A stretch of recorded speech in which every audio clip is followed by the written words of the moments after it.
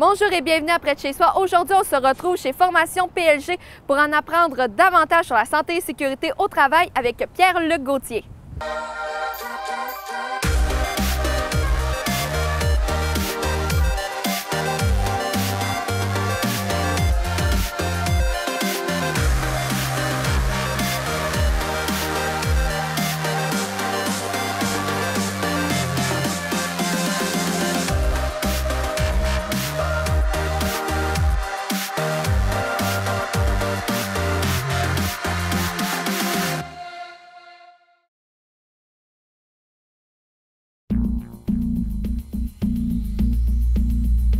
Cette émission est une présentation de la SADC Maria-Chapdelaine.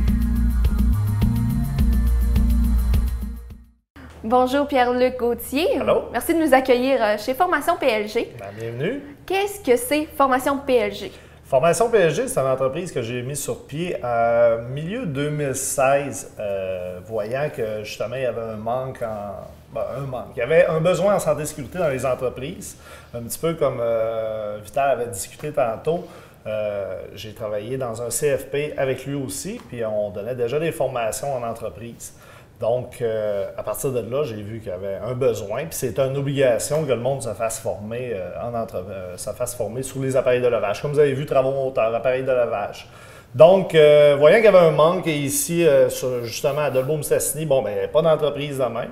Oui, il y avait le CFP, mais il n'y avait pas d'entreprise privée qui en donnait. J'ai décidé de décoller Formation PLG. Donc, comme on dit, on offre toutes les formations, travaux hauteurs. On spécialise aussi beaucoup en machinerie lourde. Moi, de base, étant un opérateur en machinerie lourde, j'ai su développer ce créneau-là. Puis, on fait beaucoup d'évaluations auprès des villes, des mines. On fait des évaluations des formations et de l'optimisation de production.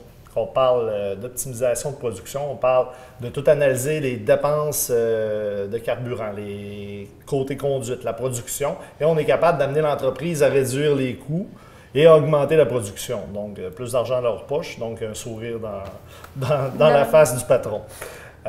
Donc, c'est ça. De 2016, 2017, 2018, c'est grosso modo ce qu'on fait. On donne toutes les formations en santé et sécurité. Une formation, ça ressemble à quoi environ? Une formation, c'est pas mal tout fait sur le même format parce que si on la regarde sur Internet, on a des critères à suivre. Donc, on a toujours une partie théorique qui est habituellement entre 2 et 3 heures. Qu'on parle de chariot élévateur, de pont roulant. C'est tout entre 2 et 3 heures. Et on a toujours une partie pratique parce qu'il faut s'entendre qu'une partie théorique, ça vaut ce que ça vaut.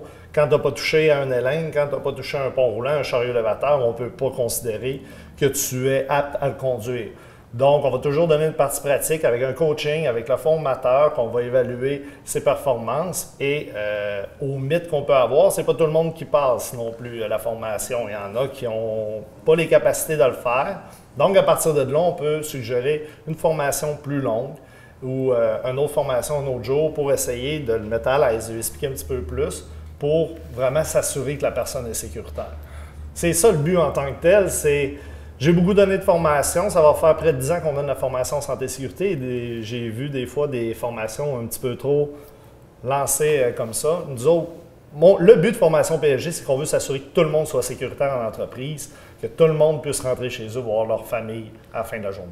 Donc, l'examen final, c'est un peu la version pratique, voir comment ils s'en sortent sur le terrain? Exactement. Théorie, il n'y a pas de problème. Tout le monde s'assoit là et tout le monde écoute, on donne les consignes. Rendu sur le terrain, on s'assure vraiment. Comme je dis tout le temps, je mets le saut à dire que tu es apte et tu es assez sécuritaire pour que je me tienne à côté de toi lors des opérations. Est-ce que vos formations, une fois qu'elles sont faites, elles sont refaites une autre fois ou c'est fini, c'est un sujet clos? Les formations, c'est une amélioration tout le temps continue. Ce qu'on va parler, que les formations, ils suggèrent fortement de les renouveler à tous les 3 ans. Donc, c'est pour ça que je disais qu'il y avait un besoin là-dedans. Puis, on ne peut pas juste donner une formation à quelqu'un une fois dans sa vie puis dire qu'il va être sécuritaire toute sa vie. Mine de rien, l'humain a une faculté qu'il oublie, on appelle ça un cerveau. Ça fait que donc, on a beau donner la formation, aux 3 ans, on va avoir un rafraîchissement qui va être peut-être un petit peu moins long. On va parler peut-être d'une demi-heure, 1 heure de théorie, encore là avec la pratique aussi. Peut-être que la personne elle a dégradé physiquement, on parle avec sa santé. Quelqu'un qui a un problème dégénératif, peut-être que dans 3 ans, il est plus apte à opérer le chariot élévateur. Peut-être que sa vision a baissé ou quoi que ce soit. Donc oui, à tous les 3 ans, toutes les formations sont toutes renouvelables. Est-ce que vous faites plus qu'une formation par semaine ou vous vous concentrez sur un sujet précis? Ah, c'est varié, c'est varié. Écoute, on a environ une quinzaine de formations différentes. Le téléphone, il sonne, ça peut changer d'une semaine à une autre. L'année dernière, on a passé un été au complet à former 760 personnes sur justement cette formation-là, travaux hauteurs. Vital a été dans la mine Gold Cup à Éléonore, le projet Éléonore à la baie James. Il a tout formé tous les travailleurs de la mine là-bas pendant un été au complet. À titre d'exemple, moi, l'année dernière, j'ai passé l'hiver là-bas aussi à tout former les opérateurs de machinerie lourde. J'ai formé les formateurs également là-bas pour qu'ils donnent mes formations, mais eux autres même là-bas. Ensuite de ça, c'est varié. Une semaine, à titre d'exemple, la semaine dernière, on avait un TMD, un transport de matières dangereuses, un SIMDUT, un pont roulant. Donc, c'est vraiment varié selon la demande. Puis vous êtes prêt à vous déplacer où que le monde a besoin? Genre, il n'y a pas de limite de distance pour vous? Partout au Québec. Comme je vous dis, l'année dernière, on était à la mine Éléonore, ça me prenait 3 heures monter à Chibougamau et 1 heure d'avion me rendre. Et il y a 2 semaines, j'étais à Havre-Saint-Pierre qui m'a pris 10h30 de route à me rendre à la mine Tio pour Rio Tinto. Donc, on fait la grandeur du Québec. Une formation, est-ce que c'est flexible? Est-ce que c'est vraiment en fonction de qui a demandé à avoir quoi? Tu as tout compris. C'est là-dedans que je voulais me spécialiser. Étant dans les CFP, sans enlever ce qu'il y a au CFP, c'est qu'on tombe dans un cadre. Tu tombes un salarié et tu donnes la formation, tu as tant d'heures pour la donner et le formateur part avec sa formation et il la donne. Ce que j'ai voulu amener, c'est vraiment, c'est pour ça que je marque formation sur mesure. Ce que tu as de besoin, je vais chercher, on va te monter quelque chose pour tes besoins. Essayez de ne pas trop donner général, malgré que ça reste toujours général les formations. Mais essayez d'être trouvé vraiment, qu'est-ce que tu fais dans ton entreprise? Parce que les lois, ce qu'ils disent, il y a la loi C21, que les employeurs, ils doivent s'assurer que leurs employés sont aptes à faire leurs tâches sécuritairement. Donc, quand tu donnes juste du général, tu ne t'assures pas qu'ils font leurs tâches sécuritairement. Donc, quand on se déplace en entreprise, c'est notre force. On regarde vraiment leurs tâches et là, on est capable de dire ça, c'est pas bon, ça, c'est bon, ça, c'est pas bon, fais attention aussi. Donc, on va vraiment s'assurer que les employeurs sont tous blanchis de la loi C21. Donc, s'il y a eu un accident, ils ne seront pas reconnus coupables de négligence criminelle ou quoi que ce soit. D'où viennent vos sources pour toutes ces formations-là? Comme je vous disais, j'ai travaillé dans un CFP pendant 7 ans de temps. Là-bas, j'étais coordonnateur pour le cours de voile forestière. Donc, c'est moi qui s'occupais des enseignants, de monter les cours des élèves et tout ce qui s'en va au travers de ça. Là-dedans, je n'ai pas eu le choix de me conformer aux lois, de regarder toutes les lois parce que, justement, quand tu es en tête d'une organisation comme ça, bien, quand il arrive un problème, tout remonte en haut. Je m'assure de toutes les lois, tout regarder si tout est correct, tout est conforme. Et justement, Vital donnait déjà les formations là-bas. Je me suis même intéressé aussi à ces formations-là, appareils de levage, chariot élévateur. Fait qu'ils m'ont formé pour, de fil à aiguille, je puisse les donner. Et à chaque année, c'est constamment de la lecture, constamment. C'est ce que j'explique aux entreprises. À tous les jours, je suis sur Internet à checker les nouvelles lois qui changent parce que ça change à toutes les années. Un chariot élévateur, on peut donner une formation 1 an et l'année d'après, il y a des nouvelles lois. Mais c'est pour ça qu'aux 3 ans, il faut les ordonner aussi. Fait que c'est constamment de la lecture puis tout le temps aller chercher les bonnes informations pour pouvoir les diffuser. Il faut dire ça, faut être à jour dans nos formations. Donc, vous, pour vous informer, restez à jour, c'est comme ça que vous faites. Est-ce que vos employés doivent aussi passer par le même trajet? Les employés, oui, c'est sûr que dans la vie, on n'oblige à rien. Je ne l'obligerai pas à passer autant de temps que moi que je lis ces lois. Je crois que c'est de mon devoir justement de dire « Hey, regarde, la loi a changé. » Bien souvent, c'est ça, on en discute, on s'appelle, on en discute ou bien après les formations. Des fois, comme justement aujourd'hui, c'est un addon, parce que ma salle de conférence n'est pas prête en bas. Je cite à la formation, fait qu'on écoute d'un œil, on en rediscute, on se dit « Hey, gars, je pense que cette information, elle a changé. » Fait que non, c'est pas une obligation qui s'informe de ça, mais moi, j'en prends le devoir de les informer. Vous avez combien de professeurs qui donnent des formations tout au long de l'année? Présentement, il y a moi et Vital. On est seulement 2 formateurs. Le pourquoi, j'ai baissé un petit peu plus en production, ce que je pourrais dire cette année. On donne un petit peu moins de formation depuis 2 mois parce que j'ai fait l'acquisition d'une nouvelle filière. Comment c'est construit? Moi, c'est une entité PS Gestion incorporée qui a la filiale formation, mais là, présentement, on a fait l'acquisition d'une nouvelle bannière qui est SecureMax sous le nom de Service Inspection PSG, qu'on fait la vente, l'entretien la vente d'entretien, puis l'inspection des extincteurs et tous les équipements en protection incendie. Donc, on a tombé à 2 formateurs, mais ça peut varier. C'est selon la demande. Prochainement, je peux pas nommer de nom de suite, mais on va avoir 2, 3 gros donneurs d'ordre pour qui qu'on va fournir. Fait qu'on peut monter, pour les formateurs, ça va peut-être monter à 3, 4 qui vont être en dessous de moi. Et pour la barnière Service Inspection PLG, on va avoir 5 représentants sur la route à partir dans 2 semaines, puis une technicienne ici qui va faire les inspections. Donc, on va tomber en une dizaine d'employés environ, là, dans pas long. OK. Quand on fait un cours comme ça, il y a combien d'élèves environ d'habitude? Ça dépend tout le temps encore là. C'est selon la demande de l'entreprise. Des fois, j'ouvre des cours publics parce qu'il y a une entreprise qui a juste un employé à faire former, donc ça devient assez onéreux. Donc, j'invite d'autres entreprises à jumeler. Ça peut varier de une personne quand la formation appresse à aller Actuellement, je vais aller jusqu'à un maximum de 10 ou 12. Plus que 12, les personnes ne sont pas beaucoup à l'écoute.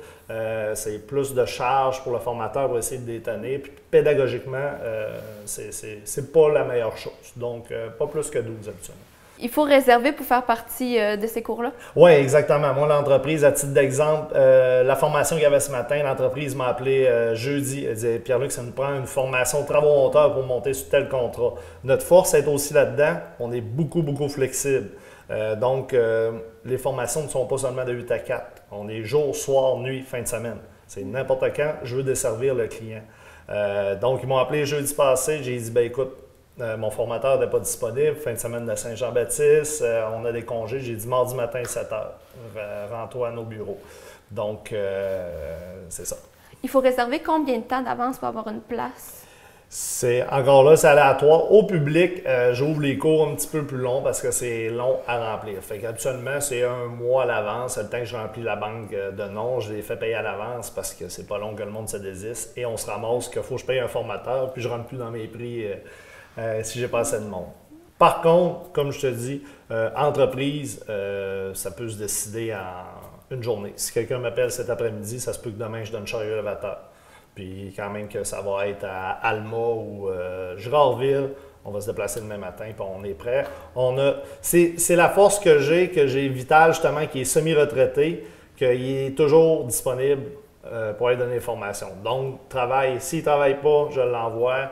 Moi, je reste stand-by aussi. Ça fait qu'on a tout le temps une personne stand-by pour donner des formations rapidement. Donc, vu que vous me tenez tout le temps à jour, n'importe quoi, vous êtes comme toujours prêt à passer à l'action? On est toujours prêt, je l'ai dit, ça va être de desservir les entreprises. Puis ma vision, quand je l'ai décollé en 2016, je voulais devenir la référence en santé, sécurité et en formation. Puis c'est ce qui s'en vient. J'ai des gros projets. Hier, j'ai discuté, vous avez un Q, je l'ai su hier, j'ai discuté avec un de mes contacts. On est supposé de monter en Afrique pour aller donner des formations là-bas aussi en machinerie lourde. Fait que...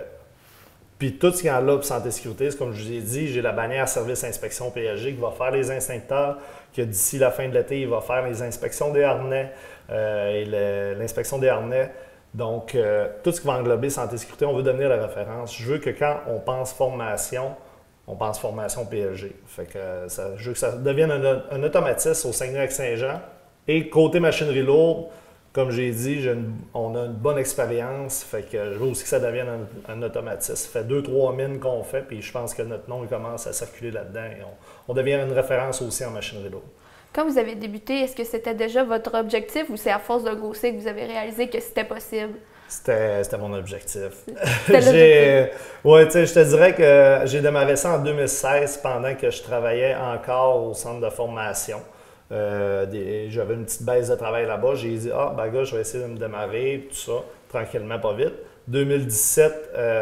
Novembre 2017, j'ai décidé de lâcher ma job là-bas, qui était une job quand même bien payante puis bien située. Une bonne job, là. J'ai décidé de lâcher ça pour décoller ça en disant que je vais donner mes formations, je veux devenir la référence puis je veux m'assurer que tout le monde soit sécuritaire. Ça fait que novembre, j'ai lâché ma job avec 500 $ d'impoche puis j'ai dit go, on commence. Mais ça a bien été. C'est quand même un métier un peu hors norme. Comment vous êtes tombé sur cet amour-là? C'est comme on dit, des fois, les choses se placent seules devant notre vie. Hein. Moi, j'ai été opérateur de pile auparavant. Je travaillais ici pour Résolu, en forêt. tanné un petit peu d'être en forêt, puis j'ai besoin de défis, puis j'aime pas ce qui est monotone. 2009, on m'a approché justement, un CFP, il décollait un cours de voie forestière, puis ils m'ont approché. Bon, ben, sans me vanter, j'étais quand même assez à l'aise ces machines, puis je tirais quand même mon épingle du jeu. Donc, ils m'ont approché, on a tout monté le cours, il n'y avait rien de fait, on a tout monté le cours. J'ai été comme enseignant, première année. Deuxième année, ils ne m'ont pas rappelé. Donc, je suis retourné en forêt, sauf m'occuper des machines, charger de projets, etc. Je me suis équipé de 2 pelles, les 6x6. Encore là, je suis retourné en forêt, mais j'ai dit, Caroline, j'ai aimé ça, mon expérience d'enseignement. Donc, à partir de là, 2011-2012, je suis retourné enseigner. Et c'est une passion que j'ai découvert. J'ai été enseignant en 2012. Par la suite, on m'a donné en charge des cours, de tout coacher les professeurs, autant côté pédagogique, côté comment enseigner, etc. C'est moi qui gérais les horaires, les salaires. Écoutez, plus ça allait, plus il y avait des tâches connexes. Et j'adorais ça. Je travaillais, je te dirais, jour et nuit, puis j'en mangeais. Le seul problème que j'ai eu un petit peu au travers de ça aussi, c'est l'éloignement. Donc, je partais le lundi matin à 4 h du matin, puis je revenais le vendredi soir à 9 h. Donc, avec des jeunes enfants, je m'ennuyais de ma famille. Donc, tout ça qui a dit que j'adorais l'enseignant, j'adorais la santé et sécurité, plus tu en découvres, plus « Ah, mon Dieu, mais le monde sont peu informés aussi. » Le désir de vouloir informer. Est-ce que tu savais que tu peux avoir des problèmes avec ça? Tu peux avoir un accident, etc. C'est le désir d'informer. C'est tellement plaisant d'avoir quelqu'un en avant de toi qui fait « Hey, je n'étais pas au courant de ça, merci. » Puis, donc, fil en aiguille, comme je vous disais, l'éloignement et tout ça. J'ai démarré l'entreprise en voulant donner un service et on ne s'en cache pas, sans vouloir revenir près de ma famille, puis m'investir dans ma communauté ici. Là. Fait qu'une nouvelle entreprise à Dolbeau-Mistassini, c'est toujours bienvenu. Est-ce que des fois vous vous ennuyez du temps que vous étiez dans la forêt ou la ville, c'est bien? Écoute, c'est toute chose a un côté positif, toute chose a un côté négatif. C'est drôle que tu poses la question parce qu'en fin de semaine, je me disais justement, je suis allé me promener en forêt, je voyais des chemins forestiers, puis c'est mon dada. Hein. Je connais ça comme le fond de ma poche. Puis je disais à ma conjointe, j'ai dit, je m'ennuie. Elle dit, ouais, tu s'ennuierais qu'une journée pour moi. J'ai dit, exactement. Tu sais, des fois, la machinerie, ça te manque tout le temps. Quand tu as chauffé de la machinerie, aussitôt j'embarque sur une pelle, sur une niveleuse, je suis comme un enfant. Mais le bienfait d'avoir une entreprise, puis ça valorise, le monde sont contents des services que tu fais, puis je suis très, très bien. Écoute, je me rends chez nous à pied à partir de mon bureau. J'ai plus 3 heures de route à faire.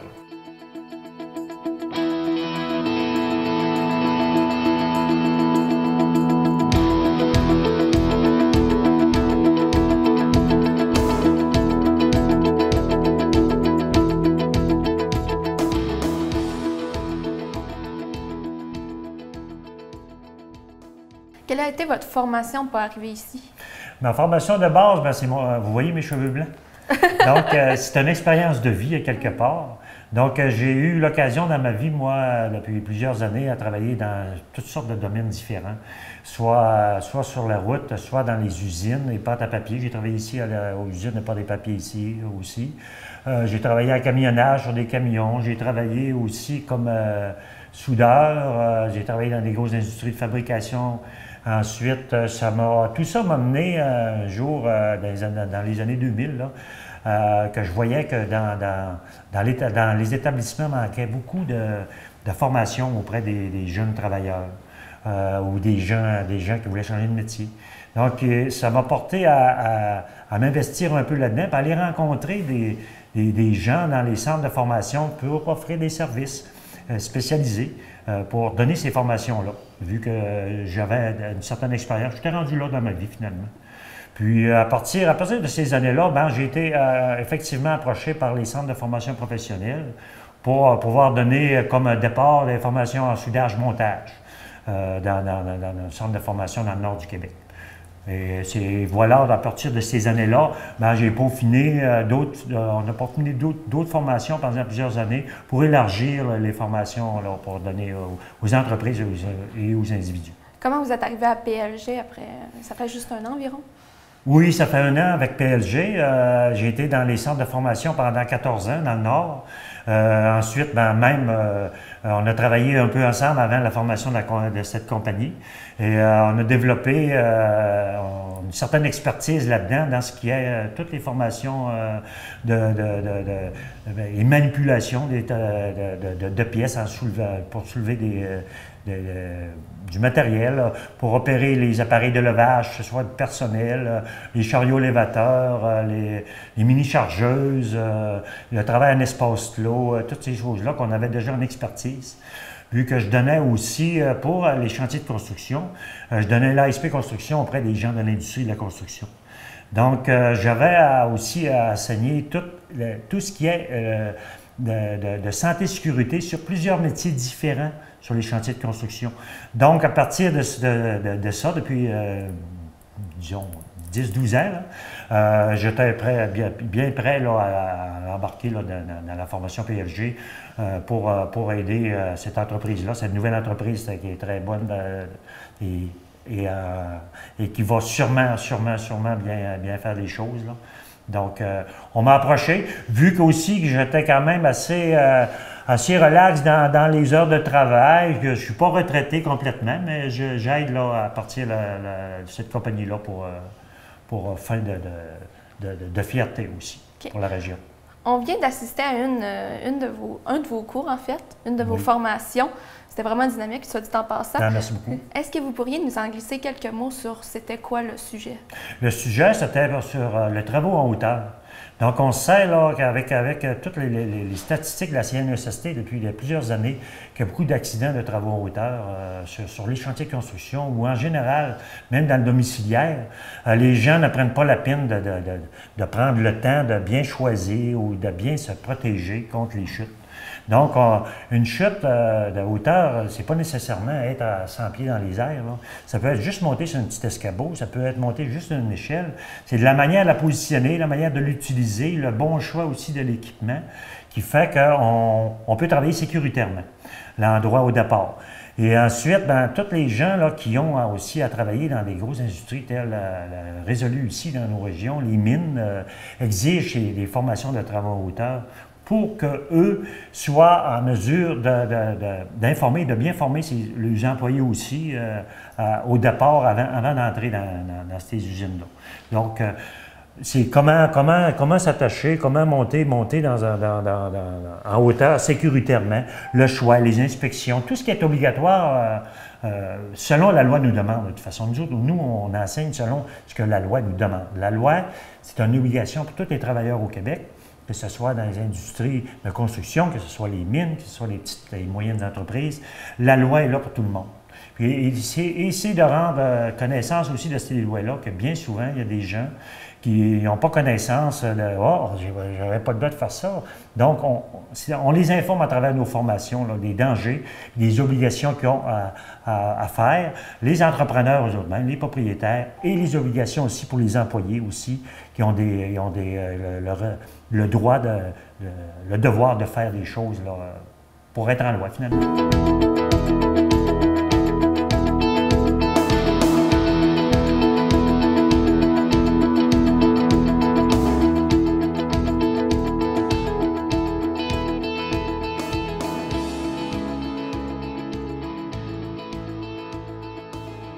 Est-ce qu'il faut attendre qu'un employeur nous dise de faire la formation pour la faire? Tout dépend des formations. Comme je te dirais, je donne des formations directement en entreprise, mon nouveau public. À titre d'exemple, ce printemps, je savais que c'était tranquille en forêt, puis dû aux arrêts des travaux forestiers. Donc, dans ce temps-là, on ouvre des formations publiques. On va ouvrir des formations transport de matières dangereuses. Donc, le monde qui ont juste une personne à faire former, ils vont nous appeler. Puis, un coup, j'ai un groupe qui rentre dans mes frais. On décolle le groupe. À titre d'exemple, encore cet été, on va nous ouvrir des formations aussi au public. J'essaie une nouvelle formule parce que bien souvent, les entreprises ils ont juste une ou deux personnes à faire former. Et des fois, ils trouvent ça en erreur un peu. Donc, le fait de jumeler plusieurs entreprises, ça va diviser les coûts. Donc, à partir de cet été, ce qu'on va faire, on va offrir la théorie ici en groupe. En groupe entre, comme je te dis, entre 2 et 12. Et un coup que la théorie est faite, bon, ben, on va se céduler des rendez-vous dans la semaine que on va se déplacer directement en entreprise pour faire la formation pratique, vraiment dans l'entreprise. Encore là, comme je vous disais, pour répondre aux lois C21, qu'on forme directement en entreprise, qu'on s'assure que l'employé est vraiment apte à effectuer les tâches. C'est quoi le problème normalement dans une entreprise comme ça? Le problème de quoi? Mais c'est-tu le manque d'informations ou c'est le manque Ben, de matériel? Tu viens de mettre le doigt sur le bobo. Le manque d'informations. Côté santé-sécurité, c'est le gros problème. Puis ce que je m'efforce de faire, j'avais même une idée, écoute, en tête de faire une conférence avec des conférenciers invités de la CNSST ici à Dolbeau-Mistassini pour informer tous les propriétaires d'entreprises.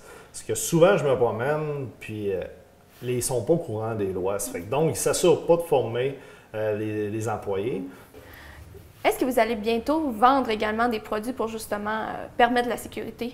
Les produits, écoute, oui, on a fait l'acquisition, comme je te disais, de la bannière Securemax. On a tous les produits en protection incendie. Comme je disais, les représentants ils vont aller directement vous voir en entreprise. Mais déjà, ça commence à popper.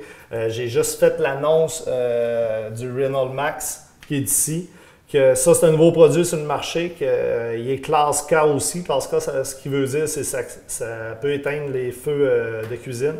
Donc, si tu éteins un feu avec ça sur ta cuisinière, tu repasses une guenille là-dessus et tout est nettoyé. Au lieu d'un extincteur qui fait de la poudre et qui brise tous tes appareils. Donc ça, j'ai fait juste une pub l'autre jour sur Facebook et ça a tout popé. On va avoir tous les produits, autant résidentiels à des coûts un petit peu moindres pour les résidences que commerciales, qu'on va avoir la meilleure qualité qu'il y a dans tous les commerces. Donc, on va tout avoir la gamme de produits pour tout le monde. On va parler tous de la permission, les extincteurs, les avertisseurs et détecteurs de fumée. Ce que souvent le monde il se mêle. À titre d'exemple, quand tu fais cuire une toast, il n'est pas supposé de sonner. Ça, on a différents détecteurs de fumée qu'on place à d'autres places, puis l'autre, il va juste prendre une photo, puis il voit une flamme et ne sonnera jamais. Donc ça va sûrement être une bonne vente quand on va parler de ça à la petite madame qui est tannée de passer sa guenille de même. Donc, si on veut un de ces produits-là, comment on peut vous contacter? Présentement, c'est sûr que tout le monde peut se présenter ici, mais je ne suis pas encore un commerce tout bien affiché. Présentement, ça se passe tout par Facebook. Donc, on fait de la pub Facebook, le monde me fait une commande. Bien souvent, on va lui livrer directement chez eux. Fait que tu ne peux pas avoir meilleur que ça. Tu ne bouges pas de ton divan. Bien, merci beaucoup pour la visite. Hein. C'était vraiment intéressant. Ben, merci à vous. En espérant que justement, ça se fasse connaître davantage, qu'on puisse éviter tout problème grâce à vous. Ben, on se souhaite. Et nous, on se revoit la semaine prochaine pour un autre épisode de Près de chez soi.